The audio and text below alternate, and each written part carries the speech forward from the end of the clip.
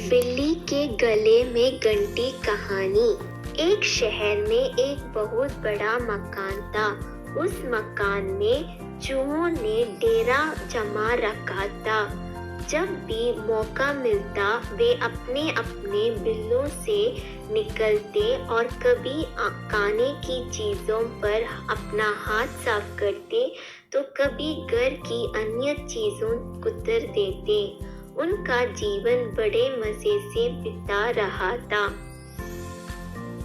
इधर मकान मालिक चूहों से तंग आ चुका था, इसलिए वह एक बड़ी सी बिल्ली ले आया। अब वह बिल्ली उसी घर में रहने लगी। बिल्ली के आने से चूहों का जीना आराम हो गया। जो भी चूहा बिल से निकलता वह उसे चट कर जाती। चूहों का बिल्लों से निकलना मुहाल हो गया। वे दहशत के माहौल में जीने लगे। बिल्ली उनके लिए एक बहुत बड़ा समस्या बन गई थी। समस्या से निजात पाने का उपाय निकालने के लिए एक दिन चूहों की सभा बुलाई गई। सभा में सभी चूहे उपस्थित हुए। सभा की अध्यक्षता कर रहे चूहे ने सबको संबोधित करते हुए कहा, साथियों, आप सब जानते हैं कि हम लोग बिल्ली रूपी बहुत बड़ी समस्या से जूझ रहे हैं। वह रोज हमारे किसी न किसी साथी को मारकर खा जाती है।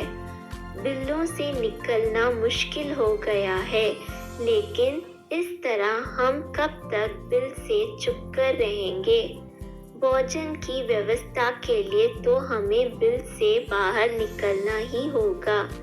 यह सभा इसलिए आयोजित की गई है ताकि इस समस्या का समाधान निकाला जा सके।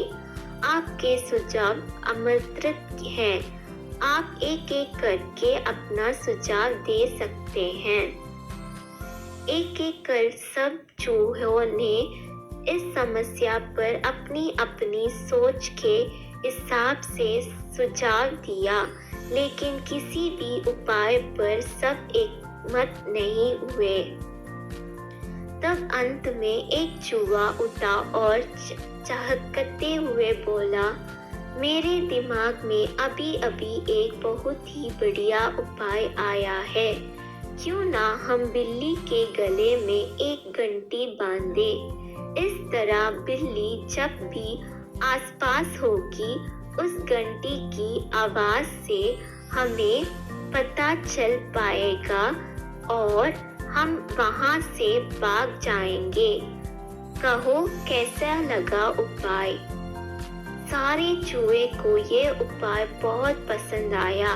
वे खुशी में नाचने और झूमने लगे, मानो उनकी समस्या का अंत हो गया हो।